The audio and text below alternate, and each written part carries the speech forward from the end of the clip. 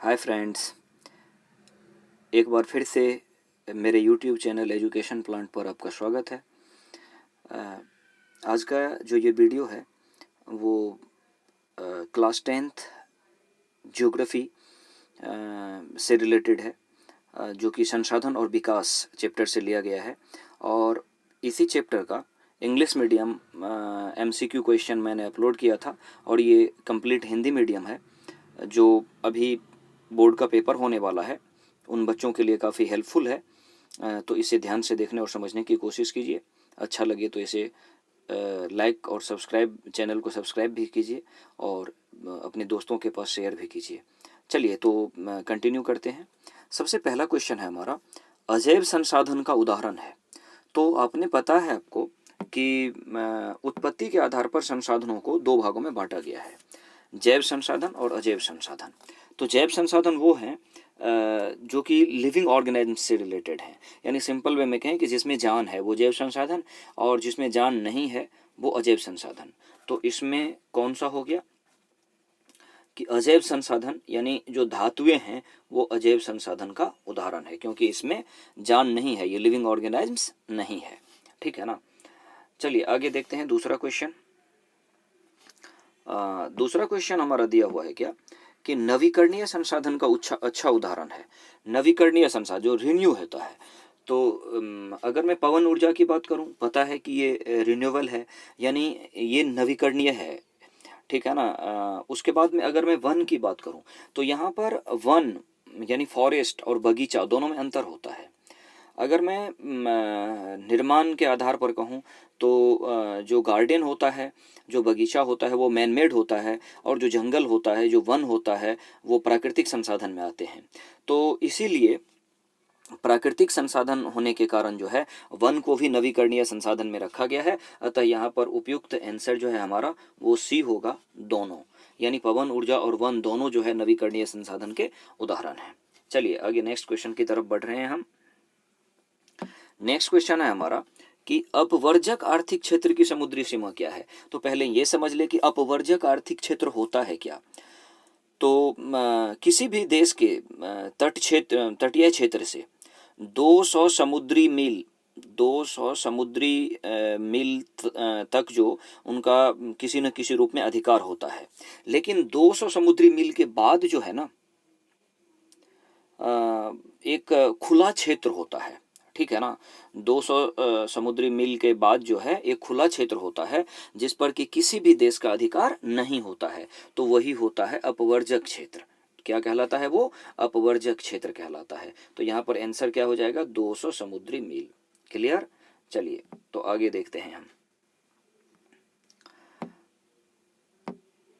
वे संसाधन जिनका सर्वेक्षण किया जा चुका है और उनके उपयोग की गुणवत्ता और मात्रा निर्धारित की जा चुकी है, यानी कहने का मतलब जिनका सर्वेक्षण भी किया जा चुका है, ठीक है ना, और उनके उपयोग की गुणवत्ता और मात्रा भी निर्धारित की जा चुकी है, तो वो क्या कहलाएगा? तो संसाधन को कई तरह से बांटा गया है, किसी को संचित कोष कहा गया है, किसी को भंडार कहा गया है, तो इसे क्या कहा गया है? तो इसे वन लाइनर क्वेश्चन है, विकसित संसाधन कहा गया है। क्या कहा गया इसे? विकसित संसाधन। तो चलिए नेक्स्ट क्वेश्चन की तरफ चलते हैं। नेक्स्ट क्वेश्चन है हमारा, रियो डी जेनेरो पृथ्वी सम्मेलन कब हुआ था? तो रियो डी जेनेरो जो पृथ्वी सम्मेलन हुआ था वो 1992 में हुआ था। और यह जो है जो साझी संपत्ति है, जो हमारे संसाधन है, साझा संसाधन जिसे हम कह सकते हैं, हवा है, पानी है, मिट्टी है, इन सब को, खास करके हवा और पानी को सुरक्षित रखने के लिए, और पर्यावरण को, जो एटमॉस्फेयर है हमारा, उसे सुरक्षित रखने के लिए, और जो गैसियस कंपोजिशन जो अनबैलेंस होता चला जा रहा है उनको बैलेंस करने के लिए, कार्बन उत्सर्जन को रोकने के लिए ये पृथ्वी पर किया गया पहला सम्मेलन था, जिस पर पूरे विश्व के सभी जो हैं वो लोग चिंतित थे इसमें।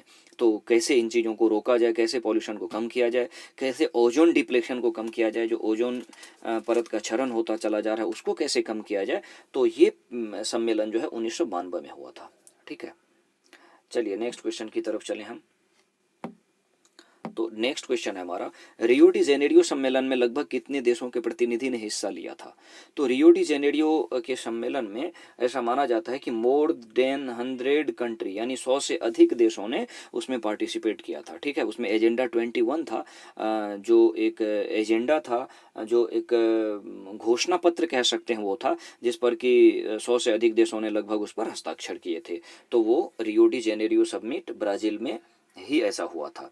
चलिए हमारा नेक्स्ट क्वेश्चन है हमारा, स्मॉल इज ब्यूटीफुल किसके द्वारा लिखी गई पुस्तक है? ये भी स्मॉल इज ब्यूटीफुल जो है ना, ये भी पर्यावरण सुरक्षा को लेकर लिखी गई पुस्तक है, और पर्यावरण को कैसे सुरक्षित रखें, एक स्वस्थ पर्यावरण कैसे रखें, एक हेल्दी इकोसिस्टम कैसे डेवलप करें, इन चीज़ों के बारे में बताया गया है उसमें। और हम कैसे जो हैं पर्यावरण में पाए जाने वाले या हमारे वातावरण में पाए जाने वाले या जितने भी तरह के हम कह सकते हैं कि ये संसाधन है जो वो पाए जाते हैं, तो इनको हम नेक्स्ट जनरेशन के लिए भी कैसे हम वो कर सकते हैं, बचा कर रख सकते हैं, यानी सस्टेनेबिलिटी को कैसे अपना सकते हैं। तो इन चीज़ों का इसमें एक्सप्लेनेशन किया गया है। तो इसमें सीधा सीधा कह दें कि ये सुमेसर के द्वारा किया गया था। किसके द्वारा किया गया था? सुमेसर के द्वारा। चलिए आगे हम देखते हैं कि ब्रंटलैंड आयोग रिपोर्ट की बात करते हैं। जो ब्रंटलैंड आयोग रिपोर्ट था वो कब लाया गया था? तो ये भी पर्यावरण संरक्षण से संबंधित था, और ये 1987 में लाया गया था। 1987 में ब्रंटलैंड आयोग रिपोर्ट लाया गया था। चलिए उसके बाद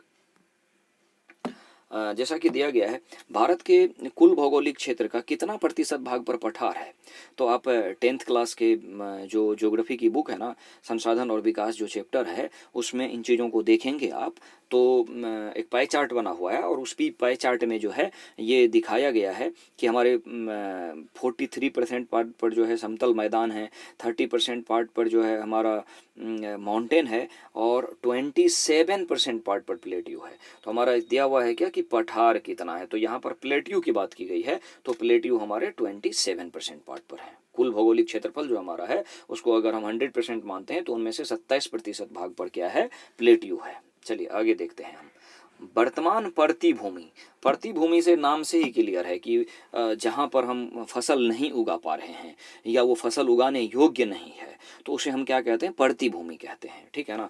तो वर्तमान परती भूमि क्या है? तो होता है क्या कि जिस खेत में एक कृषि वर्ष यानी एक वर्ष या इससे कम समय से खेती नहीं की जा रही है, तो उसे क्या कहते हैं? हम वर्तमान परती भूमि कहते हैं। क्या कहते हैं हम उसे? वर्तमान परती भूमि कहते हैं। क्लियर ना? चलिए आगे देखते हैं। नेक्स्ट क्वेश्चन है हमारा कि पंजाब और हरियाणा में लगभग कितने प्रतिशत भूमि पर खेती होती है?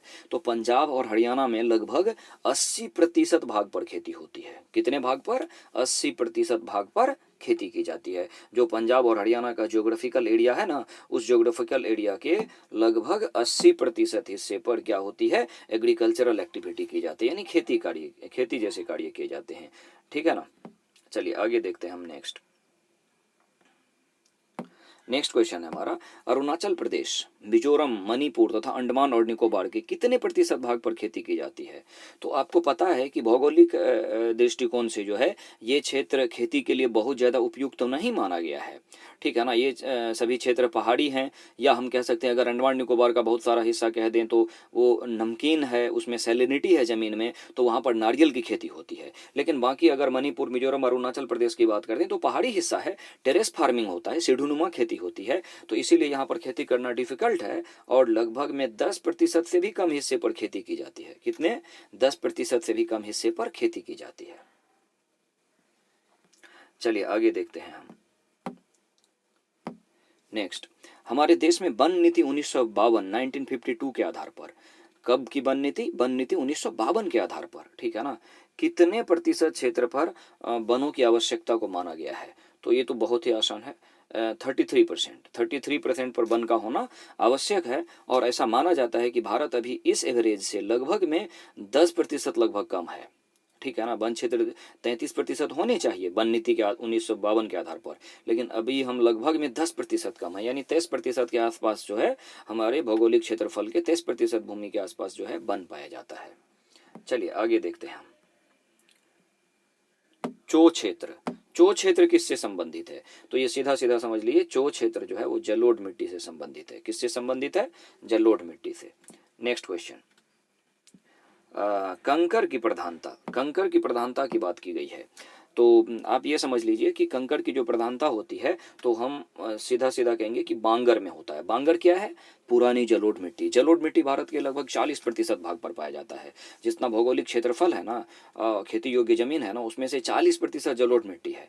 जलोढ़ मिट्टी के दो भाग हो जाते हैं, एक खादर और एक बांगर।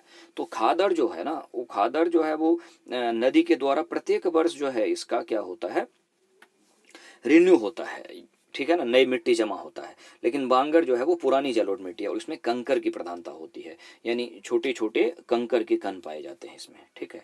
चलिए नेक्स्ट देखते हैं, नई जलोढ़ मिट्टी को क्या कहते हैं? अभी अभी हमने एक्सप्लेन किया कि नई जलोढ़ मिट्टी को क्या कहते हैं। नई जलोढ़ मिट्टी को हम खादर के नाम से जानते हैं। नई जलोढ़ मिट्टी को खादर और पुरानी जलोढ़ मिट्टी को क्या कहते हैं? बांगर। तो यहाँ पर है नई जलोढ़ मिट्टी, तो इसीलिए खादर हमारा आंसर होगा, ठीक है। चलिए नेक्स्ट की तरफ चलते हैं। बहुत इंपॉर्टेंट, कई बार पूछा गया प्रश्न है। रेगर तथा कपास मिट्टी के नाम से किसे जाना जाता है? तो रेगर और कपास मिट्टी जो है काली मिट्टी को कहते हैं। किस मिट्टी को कहते हैं? काली मिट्टी को। चलिए आगे देखते हैं। जो मिट्टी के प्रकार हैं उसमें से एक प्रकार लेटेराइट है।